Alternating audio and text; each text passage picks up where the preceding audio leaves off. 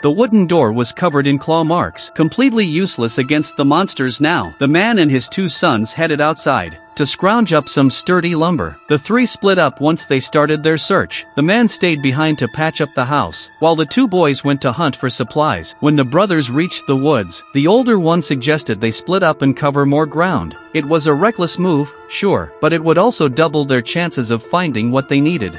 They agreed to meet back up before dark, figuring that way they'd stay out of trouble. Meanwhile, the man had wandered into the village all by himself, and no one would have guessed it. He was actually there to meet a woman. The two threw their arms around each other, totally forgetting about the younger boy's safety back in the woods. As dusk rolled in, the man finally left the village. He was in such a haste to get home that he tripped and fell straight into a deep pit. Back in the woods, the younger brother kept searching for his older sibling. When the older one never showed up at the meeting spot, the kid just figured he'd headed home early and hopped in the truck to go back to the house. But the second he walked in and saw his dad, they both realized the older brother was missing. The man grabbed a torch and they set off to find him. Down in the pit, the older brother finally came to. He looked up and realized he was a good 10 meters below the surface. He flicked on his lighter, scanning around for a way out, when suddenly a monster loomed right in front of him. Luckily, his dad showed up just in the nick of time. Without a second thought, the man leaped into the pit and took the monster down, rescuing his son. It was way too dangerous to head back out that night, so the two of them hunkered down in the pit until morning.